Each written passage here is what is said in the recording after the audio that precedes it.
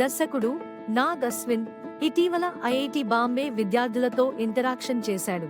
అక్కడ అతను సినిమా యొక్క సృష్టి మరియు నేపథ్య పని గురించి చాలా చర్చించాడు. ఈ కార్యక్రమంలో ఒక విద్యార్థి కల్కి భారతీయ స్టార్ వార్స్ అవుతుందా అని అడిగారు మరియు ఈ చిత్రంలో విశ్వం సృష్టించే అవకాశాల గురించి ఆరా తీశారు. దర్శకుడు మాట్లాడుతూ, నేను అలా అనుకోవడం లేదు. ఇది ఇండియాస్కే అవుతుంది. ఇది ఇండియాస్ ప్రాజెక్ట్ కే, ఇండియాస్ కల్కి. ఇది ఒక్క సినిమా అయితే చాలు అని అనుకుంటున్నాను అన్నారు.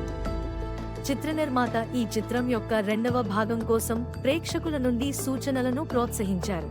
ఈ టీజర్ సినిమాలోని ఆయుధాల రూపకల్పనపై మిశ్రమ వ్యాఖ్యలు చేసింది.